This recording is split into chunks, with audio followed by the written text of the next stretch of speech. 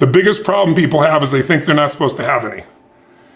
Problems are the fuel for growth, right? And so it's like, if you don't have any problems, you're either a liar or you might call them challenges. It feels better. I understand that. But, anybody who doesn't have problems is either totally asleep at the wheel or they don't have much of any kind of a life.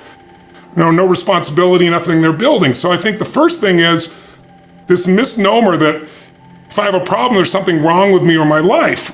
And I think the second one is this delusion we've sold people on that getting what you want is going to make you happy. You could call success getting what you want.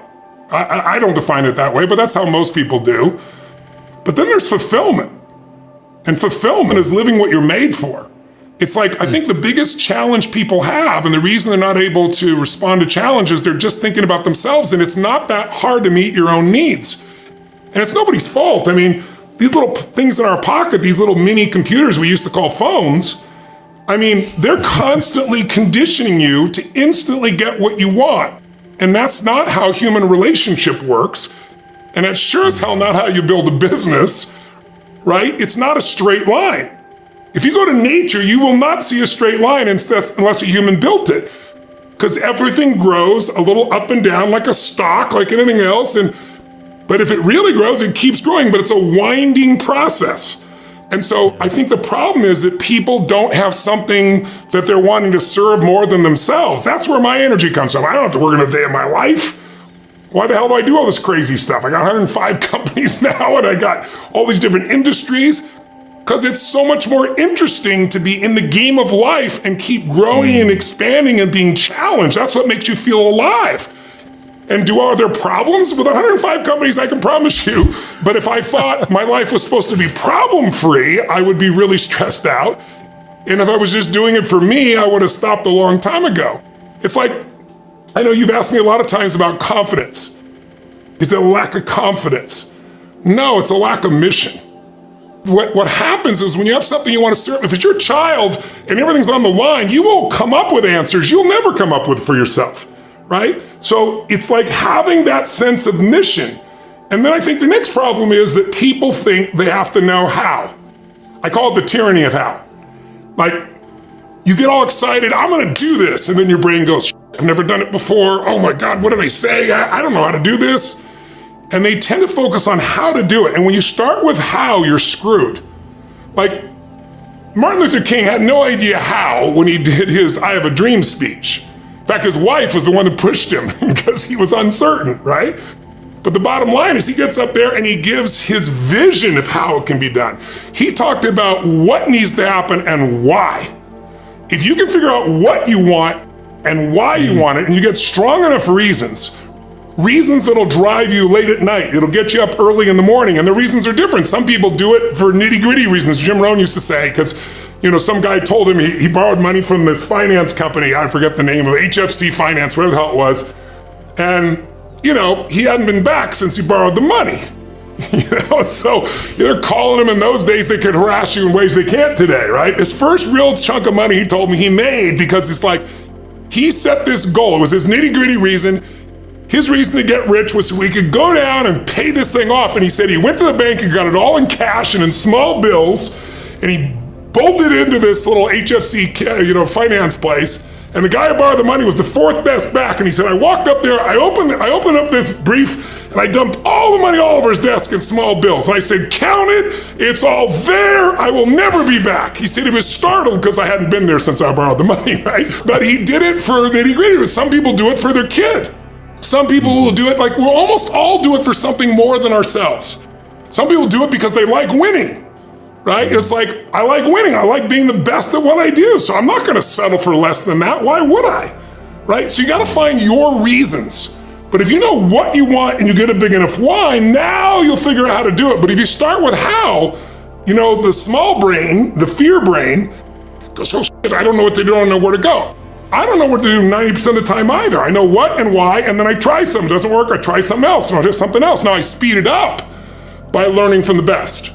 So that's why, Money Master the Game is a perfect example. My companies, at the time were $100 million companies. I had one $500 million company. Now we're doing $7 billion. I took what I learned from these guys, I applied it not only to my investing, I applied it to my own businesses. Why do I reinvent the wheel when I just learned from the best on earth? I mean, somebody who's that good can tell you that little 2mm thing that changes everything.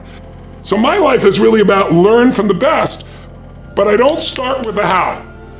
I start with the what and the why. And I think that's the mistake most people make. And then how do you get confident? You do stuff. I mean, like, I'll give you an example. Speaking. You know, it's supposedly outside of falling like the second biggest fear people have, public speaking. And, you know, you've trained yourself, so you don't feel that challenge. But I don't feel that challenge. And I've done it a million times, but I didn't feel it early on. And the reason was I tried to explain to people, I'm not getting up thinking about how I'm doing. If I did, I'd probably be a horrible critic of myself because I can be brutal in those ways. I'm focused on how do I serve them? What do they need? What do they want? How can I serve? And when you're focused on others and how to serve them, there's no lack of confidence in you, because if it's not working, you just change your approach, because it's all about serving. People that are scared to speak are thinking constantly, how am I doing? Am I good enough? Am I strong enough?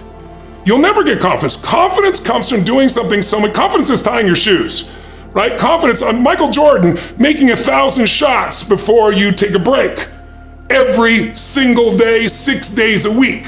So you look at Jordan, or you look at, LeBron, or you look at anybody who's the best in the world at what they do, and you go, aren't they lucky? But if you actually study them, you'll see they're doing things, they're practicing in private things that make them certain in public, and they get rewarded for what they do in public, and you gotta do the same.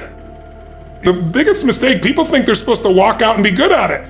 And if they're not, because, they don't want any part of it. I don't want to not look good, not be good, because we live in this social media world where they compare themselves to people that are bullshitting.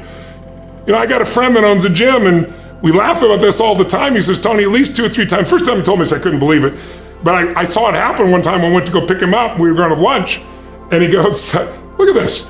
And these people would come out, a woman or a man, they both do it, and lay out all this stuff, take 1,000,000 pictures of themselves, and then leave. They didn't do any workout whatsoever. That's the bullshit social media when filters on pictures. And so people compare themselves to not other humans, they compare to people others' bullshit story. And that's why so many people get depressed when I'm sure you've seen the studies show the more time people spend on social media, usually the greater levels of frustration and anger and certainly depression for a lot of people have. Because you're comparing to a world that doesn't matter, plus you're being reinforced by these algorithms in ways that go beyond your conscious awareness. You need emotion.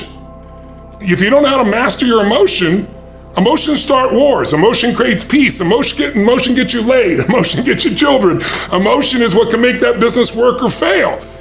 And most people don't know how to direct their own emotions. What's another lesson? You got to look at your own financial world. If you don't master it, it's going to create enormous stress. Your relationships are everything, as we've already said. Your business or your career, or hopefully it's your mission,